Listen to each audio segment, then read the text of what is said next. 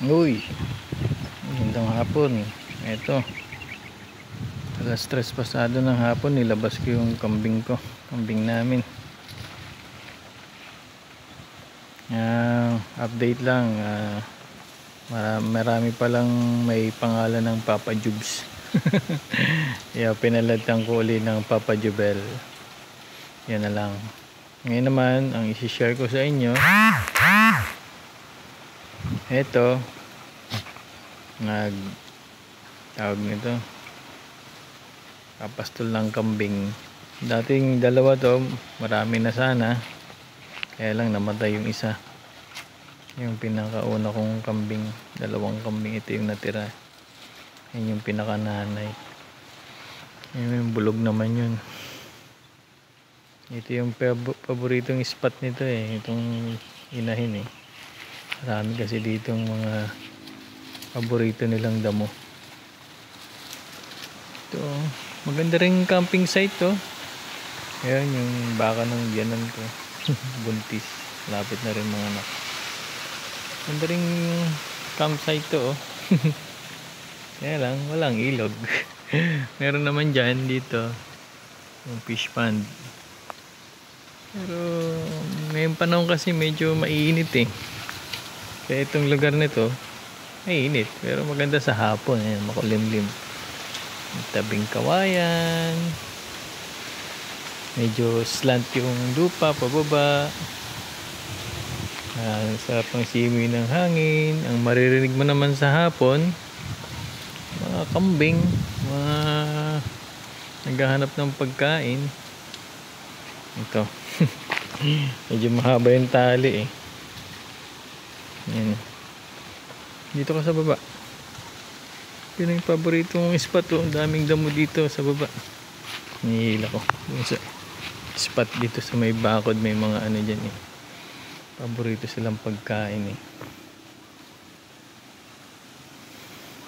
Ito, medyo maganda rin naman ang kambing na hanap buhay. Kung seryoso, araw-araw babantayan mo sila, libre naman yung pagkain. Kaya lang sa kalagayan ko kasi naka work from home ako. Gaya ngayon, Lunes, ngayon po ay March 3. March 3. Ang day off is Sunday and Monday. yun yung kaya nakakapag-alaga ako ng kambing ngayon. Pero from time to time, pagka may break sa hapon, alas 5, tapos na ang work, pag walang gaanong gawa, yun, nakakapasyal dito sa mga kambing, pag-alaga, check baka nasakal na, kagaya kaninang tanghali. Medyo maaga ko silang inilabas dito sa banda rito. Tapos nung pag ko ng tanghali nagka-ano na sila ng tali nung baka. Medyo nahirapan tong inahin. Buti naisipan kong pumunta. Balikan sila kanina. Pero ito okay naman. Yan ang paborito nilang pagkain. Yung parang baging na may mga pag namumunga parang pahaba. Yun paborito niya yun sample natin ang kinakain nila. Ang makikita, paborito silang pagkain Hindi lahat ng damo kinakain ng kambing para bang syempre alam naman nila yung masarap o hindi. Kagaya na may naabot sila dun yung paborito nilang kambing yung obserbahan ko, yung pabaging, may baging, nagbabaging na damo, tapos nagbubunga ng yung mahaba parang munggo, pero mas maliit sa munggo yung buto, pero yung niya, yung bunga mahaba kaysa munggo. Yun yung paborito ng kambing. Tapos yung mga madamong maliliit, yung bulog ko, matalino tong bulog ko hindi ko nung tinatali ko hindi ko mahuli, pero nautakan ko rin siya. Ayun, naikwento ko lang Nagpapastol din ako ng kambing. Baka sana, kaya lang medyo mahal ang budget. Nasa 35 yung baka eh. Ito kasi, pagkakilala mo, yung mabibilan mo, pwede ka nang makabili ng 3.5. Tapos pag nanganak, pwede, ang unang anak ng kambing, isa, sabi. Kung tama naman, isa lang. Pero pag nanganak na uli, sa susunod, dalawa na. Pwedeng dalawa. Pwedeng isa uli. Pero ito, tiyagaan lang. Parang ano rin, ito masasabi kong passive income kasi ang puhunan mo maliit lang, tapos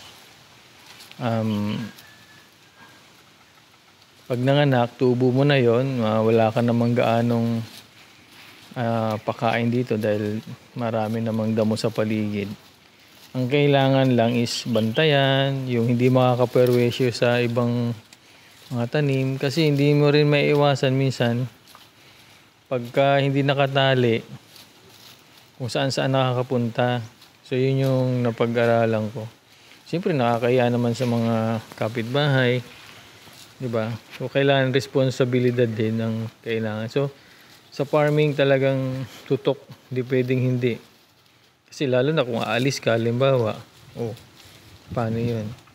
Di ba? Saan sila kakain? Pero ang basic sa experience ko, kailangan nakatali talaga. Lalo na yung mga inahin, yung medyo malalaki. Kasi yun naman yung pinapalo ng mga maliliit. Yung maliliit naman, hindi naman lalayo to. Kung sino yung nanay nila, doon lang siya. Kagaya nito, yung tatlo. Sumunod agad dito sa dalawa. Kung saan naman yung ano nila, mga inahin, doon naman sila. Kahit malalaki na, doon pa rin sila nakatabi. So kailangan may tali. Ngayon, yung pagtatalian nyo, kailangan may kakainan sila, hindi pwedeng wala. Ganun yun.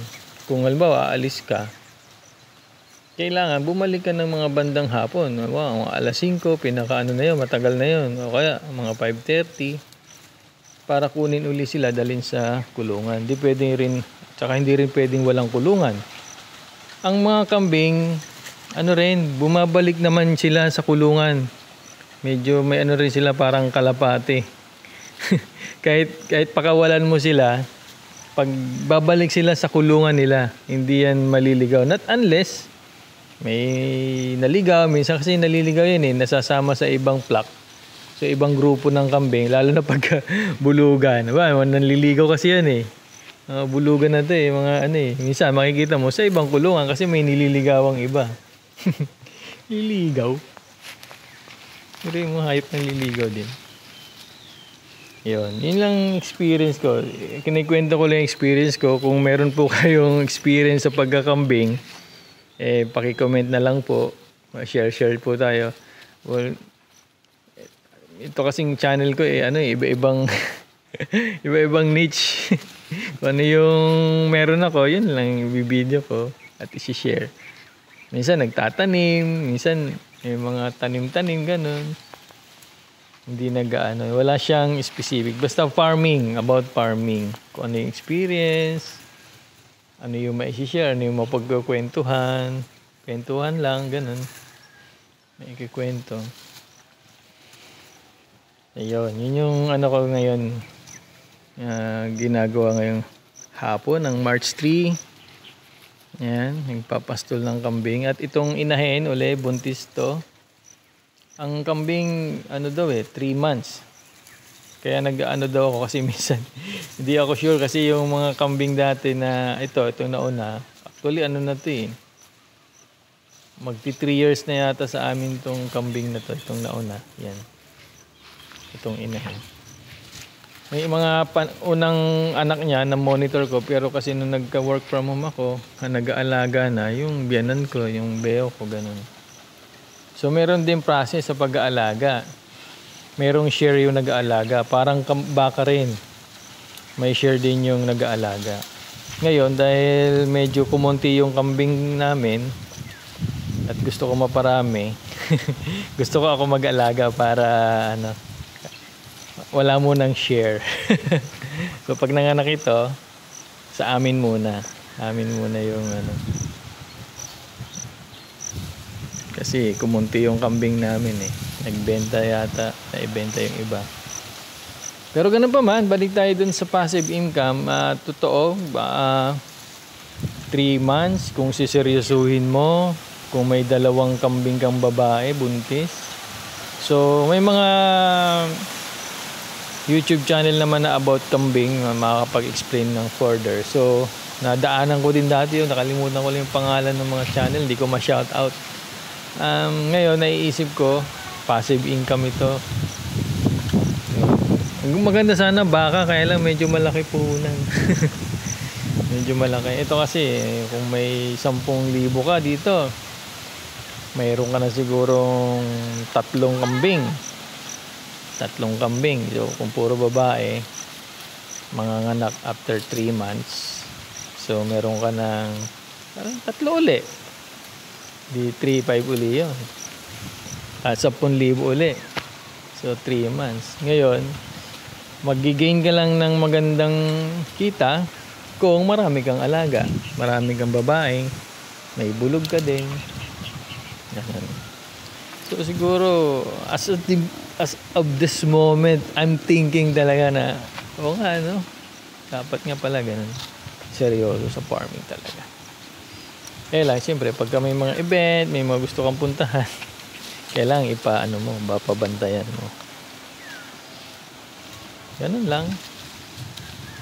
So ayan yun naman kinakain niya. Paikot na siya dun. May oras kasing uwi ang mga kambing eh. Kahit pakawalan mo sila, uuwi sila sa kanilang kulungan. So may kabusugan din to. Hindi yan nagpapakabusog. Although yung iba nagpapakabusog, lalo na kung ang oras hindi pa sila makakauwi. May oras kasi sila ng uwi eh. Alam nila kung anong oras sila uuwi. Pero pag hindi nakauwi, lalo na yung bulog, halimbawa, ibig sabihin niya nasa ibang grupo, no? May dinidiskartehan. Ganun minsan. Oops, aray. Sumugod na doon. Wait lang. Uy. Magkakabuhulan kayo dyan. Wait lang at ano yung ano. Pababa kasi itong lupa eh. Nahirapan ako. Yan, tatali ko muna to dito sa may saglit lang ha. Wait lang. Tatali ko muna tong halika dito. Inahin, mayroon kasing talian dito. Pakita ko sa inyo yung lugar. Pero record pa ba? Yan. Dito muna dito. Tingnan ko kung nagre-record. Live ulit tayo. Live audio. Ayun, hindi nag-record yung itinali ko yung inahin. Yung kambing. Ayan, tinali ko na doon. Nakita niyo yung close-up kanina ng kambing. Ayan, tinali ko muna dyan. Ayan yung mga anak. Kasi ito yung bulog. Tinali ko muna sila yung inahin. Kasi hawak ko yung inahin kanina. Ayan, takbo. Oh, ganda oh. Ayan yung bulog na makulit. Ayan o. May sila eh. Yung kambing ko, mayroon siyang sa liig. Parang kuntil. Yun yung lumilitaw pag may nanganak na. Yung mga produce nila may kuntil. May sa liig.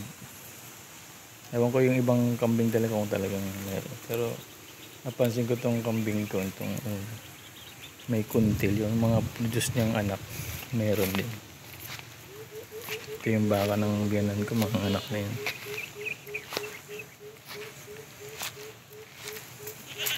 So yun, may ikukwento ko ngayong araw.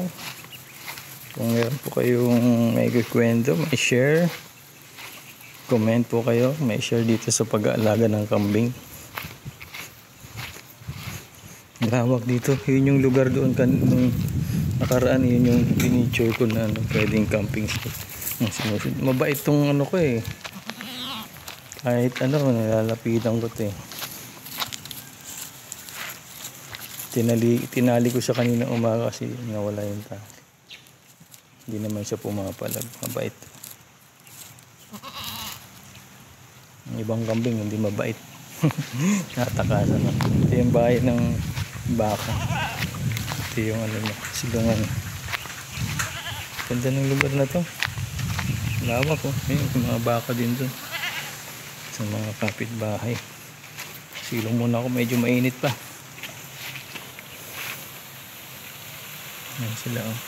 Ako magbubuhol na naman sila ng baka. Yan sinasabi ko eh. Magkukross sila eh. Dali, hilahin ko muna. Ayan na, ayan na. Kami dito.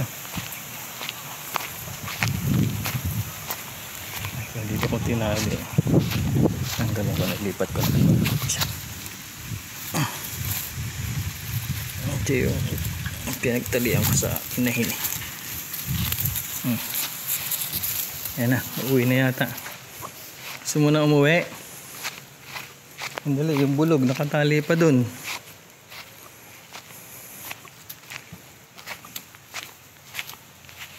Limitat lang siya ng mga kainan. Wala kasi nakatali eh. Sige, hanggang dyan muna. At gusto na nila sigurong bumalik sa kulungan. Kunin ko muna yung bulugan dun na nakatanaw. Kaya salamat sa panonood, sa pakikinig. Don't forget to subscribe and likes. Comment pala sa itong video na to. Papa Jobs po o Papa Jubel. Pinalitan ko na ng Papa Jubel. Hello. Thank you for watching. Bye bye. Ayun, hindi nag-record yung itinali ko yung inahin.